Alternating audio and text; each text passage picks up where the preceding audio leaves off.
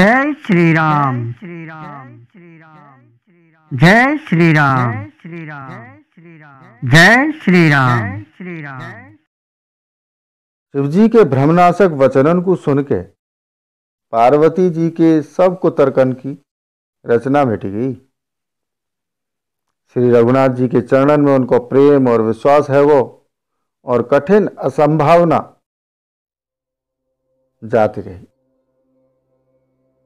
बार बार स्वामी शिव जी के चरण कमलन को पकड़ के और अपने कमल के समान हाथन को जोड़ के पार्वती मैया मानो प्रेम रस में सन के सुंदर वचन बोली। आपकी चंद्रमा की किरणन के समान शीतल वाणी सुन के मेरो अज्ञान रूपी शरद ऋतु की धूप को भारी ताप मिटो। हे कृपालु, आपने मेरो सब संदेह हर लो। अब श्री रामचंद्र जी को यथार्थ रूप मेरी समझ में आ रहा है। हे नाथ, आपकी कृपा ते अब मेरा विषाद जात रहो, और आपके चरणन के अनुग्रह ते मैं सुखी है गई। यद्यपि मैं स्त्री हैवे के कारण स्वभावती मूर्ख और ज्ञानहीन हूं, तो अब आप मोह अपनी दासी जान के आगे की कथा कहो। हे प्रभु, यदि आप मुझ पर प्रसन्न हो तो जो बात मैंने पहले आपसे पूछी वो ही बताओ। जे सत्य है कि श्री रामचंद्र जी ब्रह्म है, चिन्मय ज्ञान स्वरूप हैं, अविनाशी हैं, सबते रहित और सबके हृदय रूपी नगर में निवास करने वाले हैं। फिर हे नाथ, उन्होंने मनुष्य को शरीर कौन से कारण ते धारण करो। हे धर्म की ध्वजा धारण करने वाले प्रभु, जे मुझे समझा के कहो। पार्वती के अत्यंत नम्र वचन सुन के और श्री रामचंद्र जी की कथा में उनको विशुद्ध प्रेम देख के भोले जी आगे बोले। तब कामदेव के शत्रु स्वभावी की सुजान कृपा निधान शिव जी मन में बहुत ही हर्षित हुए, और यह प्रकार थे पार्वती की बढ़ाई करके फिर बोले। हे पार्वती, निर्मल रामचरितमानस की वो मंगलमयी कथा सुनो। चाहे काग भूषण जी ने विस्तार से कहो और पक्षियन के राजा गरुड़ जी ने सुनो। वो श्रेष्ठ संवाद जा प्रकार भयो, वो मैं आगे कहूंगा। अभी तुम श्री रामचंद्र जी के अवतार को परम सुंदर और पवित्र पापनाशक चरित्र सुनो। श्री हरि के गुण, नाम, कथा और रूप सभी अपार, अगणित और असीम है। फिर हे पार्वती, मैं अपनी बुद्धि के अनुसार कहूं तो आदर पूर्वक सुनो। हे पार्वती सुनो, वेद शास्त्र ने श्री हरि के सुंदर, विस्तृत और निर्मल चरित्रन को गान करो है। हरि को अवतार जा कारणते भयो, वो कारण बस यही है, ऐसो ना कहो जा सके। अनेकों कारण है सके, और ऐसे हुए सके कि जा कछु कोई जान ना सके। हे सियानी सुनो, हमारा मत तो ये है कि बुद्धि, मन और वाणी से श्री रामचंद्र जी की तर्कना नहीं करी जा सके। तथापि संत, मुनि, वेद और पुराण अपनी अपनी बुद्धि के अनुसार जैसो कछु कहें, और जैसो कछु मेरी समझ में आवे, हे सुमुखी, वही कारण मैं तुमको सुनाऊं।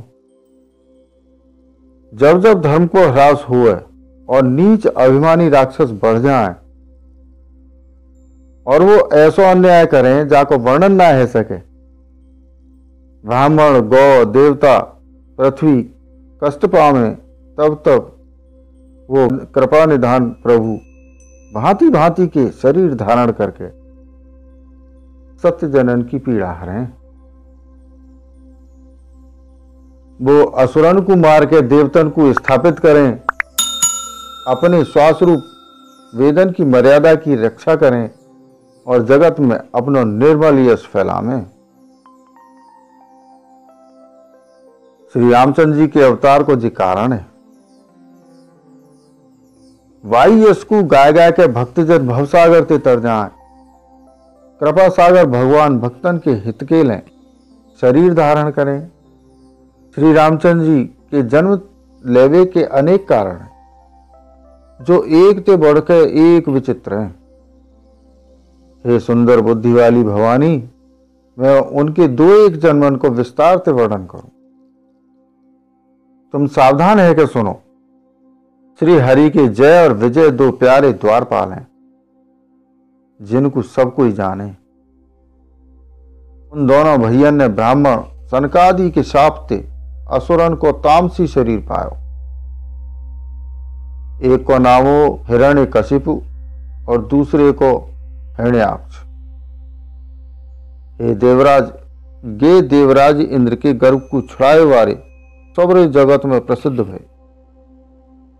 वो युद्ध में विजय पाने वाले विख्यात वीर है। इनमें तो एक हिरण्याक्ष को भगवान ने वारा को शरीर धारण करके मारो, फिर दूसरे हिरण्यकशिप को नरसिंह रूप धारण करके वध करो और अपने भक्त प्रहलाद को सुंदर यश फैलाए। वही दोनों जाकर देवतन को जीते वाले बड़े योद्धा रावण और कुंभकर्ण नामक बड़े बलवान और महावीर राक्षस हुए, जिन्हें सबरो जगत जाने। भगवान के द्वारा मारे जावे पे वो हिरण्याक्ष और हिरण्यकशिपु याइले मुक्त न भय कि ब्राह्मण के वचन को शाप को प्रमाण 3 जन्म के लिए हो। अतः एक बार उनके कल्याण के लिए भक्त प्रेमी भगवान ने फिर अवतार लिया। वहां वह अवतार में कश्यप और अदिति उनके माता पिता भी, जो दशरथ और कौशल्या के नाम से प्रसिद्ध है। एक कल्प में यह प्रकार को अवतार लेकर उन्होंने संसार में पवित्र लीला करी। एक कल्प में सब देवतन को जलंधर दैत्य थे युद्ध में हार जावे के कारण दुखी देख के शिवजी ने उनके संग बड़ो घोर युद्ध करो, पर वो महाबली दैत्य मारे ना मरे। वह दैत्यराज की स्त्री परम सती बड़ी पतिव्रता जी वाई के प्रताप से त्रिपुरासुर जैसे अजय शत्रु को विनाश करवे वाले शिवजी वह दैत्य को जीत ना सके। प्रभु ने छलते वह स्त्री को व्रत भंग कर देवतन को काम करो। जब वह स्त्री ने जे भेद जानो, तब वह ने क्रोध कर भगवान को शाप दो। लीलान के भंडार कृपालु हरि ने वाई स्त्री के शाप को प्रामाण्य कर दो, स्वीकार करो। वही जलंधर व कल्प में रावण भयो। श्री रामचंद्र जी ने युद्ध में मार के परम पद दयो। एक जन्म को कारण जेऊ जाते श्री रामचंद्र जी ने मनुष्य देह धारण करो। हे भारद्वाज मुनि सुनो, प्रभु के प्रत्येक अवतार की कथा को कबीर ने नाना प्रकार से वर्णन करो। एक बार नारद जी ने शाप दयो, अतः एक कल्प में वाकेले अवतार भयो। ये बात सुनकर पार्वती जी बड़ी चकित हुई और बोली कि नारद जी तो विष्णु भक्त और ज्ञानी है, मुनि ने भगवान को शाप कौन से कारण से दो? लक्ष्मीपति भगवान ने उनको का अपराध करो? हे शंकर जी, ये कथा मुँह कहो। मुनि नारद के मन में मोह है, वो बड़े आश्चर्य की बात है। तब महादेव जी ने हंस के कही, कोई न ज्ञानी है न मूर्ख है। श्री रघुनाथ जी जब जाकू जैसो कर दें, वो वही क्षण वैसो ही है जाए। याज्ञवल्क्य जी के हैं, हे भारद्वाज, मैं रामचंद्र जी के गुणन की कथा कहूं, तुम आदर से सुनो। तुलसीदास जी के हैं, मान और मद को छोड़ के आवागमन को नाश करे वाले रघुनाथ जी को भजो। हिमालय पर्वतन में एक बड़ी पवित्र गुफाई, वहां के पास ही सुंदर गंगा जी बही। वो परम पवित्र सुंदर आश्रम देखने पे नारद जी के मन को बहुत ही सुहावना लगा। पर्वत, नदी और वन के सुंदर विभाजन को देख के नारद जी को लक्ष्मीकांत भगवान के चरणन में प्रेम है। भगवान को स्मरण करते ही वो नारद मुनि के शाप की, जो शाप उन्हें दक्ष प्रजापति ने दयो और जाके कारण वो एक स्थान पर न ठहर सके, गति रुक गई और मन के स्वाभाविक ही निर्मल हैवेते उनकी समाधि लग गई। नारद मुनि की जे तपोमयी स्थिति देख के देवराज इंद्र डर गए। वहां ने कामदेव को बुलाया के वहां को आदर सत्कार करो और कही के मेरे हित के लिए तुम अपने सहायकन सहित नारद जी की समाधि भंग करवे को जाओ। जे सुन के मीन ध्वज कामदेव मन में प्रसन्न है के चलो। इंद्र के मन में जे डर भयो कि देवर्षि नारद मेरी पुरानी और मेरी पूरी अमरावती को निवास राज्य चाहे, जगत में कामी और लोभी हुए, वो कुटिल कौआ की तरह सबसे डरे। जैसे मूर्ख कुत्ता सिंह को देख के सूखी हड्डी लेके भागे और वो मूर्ख जो समझे के कहूँ वा की हड्डी को शेर छीन न ले, वैसे ही इंद्र को नारद जी मेरो राज्य ने छीन ले ऐसा सोचत हुए लाज न आई। जब कामदेव वह आश्रम में गयो तब वह ने अपनी माया से वहां वसंत ऋतु को उत्पन्न करो। तरह तरह के वृक्षन पर रंग बिरंगे फूल खिल गए, उन पर कोयल कूकन लगी, भौरा गूंजन लगे। कामाग्नि को भड़कावन वाली 3 प्रकार की शीतल मंद और सुगंध सुहावनी हवा चलवे लगी।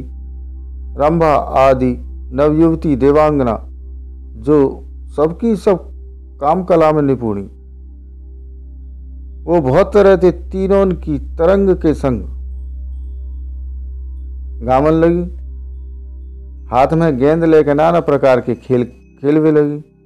कामदेव अपने इन सहायकन को देख के बहुत प्रसन्न हुए और फिर वहां ने नाना प्रकार के माया जाल करे। परंतु कामदेव की कोई कला मुनि पे असर ना कर पाई। अब तो पापी कामदेव अपने ही बहते डर गो। लक्ष्मीपति भगवान जाके बड़े रक्षक हों, भला वाकी सीमा को कोई दबा सके। तब अपने सहायकन समेत कामदेव ने बहुत डर के अपने मन में हार मान के बहुत ही आर्त दीन वचन कहते हुए मुनि के चरणन को जा पकड़ो। नारद जी के मन में कुछ क्रोध आयो। उन्होंने प्रिय वचन कह के कामदेव को समाधान करो। तब मुनि के चरणन में सिर नवाए के और उनकी आज्ञा पाए के कामदेव अपने सहायकन सहित लौटे गो। देवराज इंद्र की सभा में जाए के वहां ने मुनि की सुशीलता और अपनी करतूत सब कही। जाए सुन के सबके मन में आश्चर्य भयो और उन्होंने मुनि की बड़ी बढ़ाई करी और श्री भगवान को सिर नवाया। जय श्री राम। प्रियजनों, शेष रामचरित्र अगले वीडियो में। तब तक इस वीडियो को लाइक और शेयर करें, चैनल को सब्सक्राइब करें, साथ ही नोटिफिकेशन बेल आइकन को दबाना ना भूलें, जिससे आने वाली वीडियो आपको मिलती रहे। वसुधैव कुटुंबकम। जय श्री राम। जय